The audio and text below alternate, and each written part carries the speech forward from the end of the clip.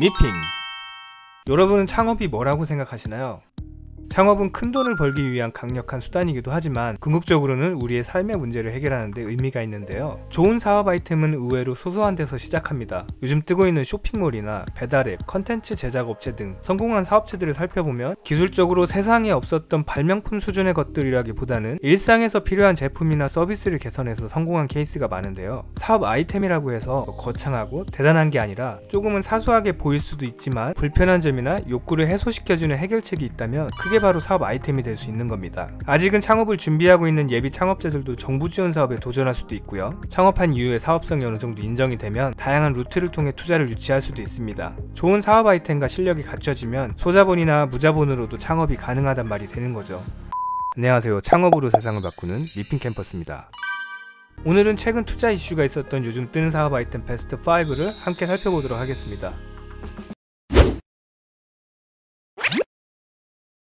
우리나라는 많은 사람들이 미래에 어떤 일이 생길지 어떻게 대비해야 할지 준비하기 위해서 궁합이나 사주를 보게 되는데요. 하지만 때로는 궁합, 사주, 점 이런 것들에 대한 폐쇄적인 인식으로 남들이 신경 쓰이기도 하고 또 어느 점집이 잘하는지 내 성향에는 어떤 데가 맞는지 알 수가 없습니다. 이 문제를 해결하기 위해서 포스텔러에서는 사주와 점성술 분야에 270만 데이터를 분석해 자체 시스템을 개발했습니다. 막대한 데이터를 기반으로 운을 풀어주기 때문에 이용자들의 반응이 좋고요. 또 굳이 점집을 찾아가지 않아도 되기 때문에 편의성이 높아졌습니다. 포스텔러를 운영하는 운칠기삼은 2017년 창업을 했고요. 현재 누적 이용자 수 1억 개를 돌파했고 한 달 실제 이용자 수는 100만 명이 넘습니다. 운칠기삼은 카카오게임즈, 빅베이슨 캐피탈, 캡스톤 파트너스로부터 30억 원 규모의 시리즈 B 투자 유치를 했습니다.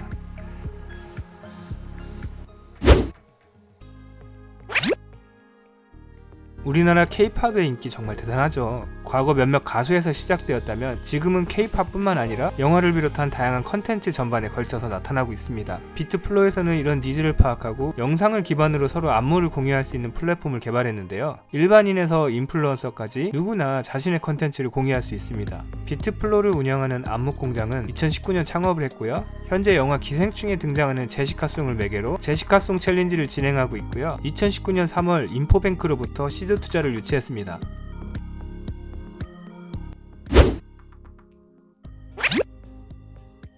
출퇴근길, 쉬는 시간, 식사 시간 이런 일상에서 짜투리 시간이 생기면 우리는 보통 스마트폰과 함께 하는데요. 대부분 SNS나 유튜브 영상을 보면서 시간을 보내기도 하지만 운전이나 운동할 때는 영상보다는 오히려 오디오 콘텐츠가 유용합니다. 모모콘에서는 오디오 콘텐츠 시장의 가능성을 보고 연예인을 출연시켜 콘텐츠를 만들고 있는데요. 현재 네이버 오디오 클립과 유튜브 등을 통해서 문세윤의 고독한 미식퀴즈, 김수미의 시방 상담소 등 다양한 오디오 콘텐츠를 제작하고 있습니다. 모모콘은 KTV 네트워크, 샌드박스 네트워크로부터 14억 원 규모의 시리즈 A 투자 유치를 했습니다.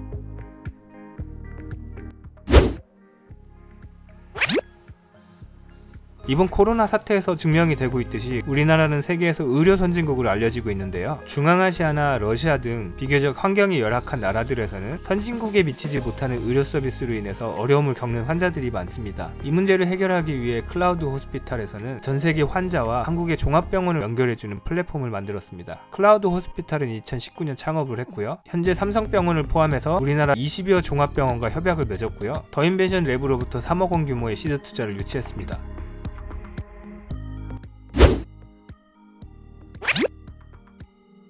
우리나라가 점점 잘 살게 되면서 이제는 먹고 사는 문제를 걱정하는 게 아니라 어떤 음식을 먹느냐를 문제로 놓고 있는데요. 건강하고 안심할 수 있는 먹거리의 가치는 점점 더 커지고 있습니다. 프레시팜에서 이 문제를 해결하기 위해서 식자재를 직접 생산하고 가공하고 유통하기까지 전 과정을 투명하게 공유하기 위해 사물 인터넷 기술을 적용했습니다. 뿐만 아니라 스마트팜을 활용해서 서울 한복판에서 직접 웰빙 샐러드를 생산하기도 합니다. 프레시팜을 운영하는 파메이트는 2004년 창업을 했고요. 2018년 매출액 400억 원을 달성했습니다. 파메이트는 매년 가파른 성장을 하고 있고요. 이번에 국순당, 한국산업은행 등으로부터 80억 원 규모의 프리 IPO 투자 유치를 했습니다.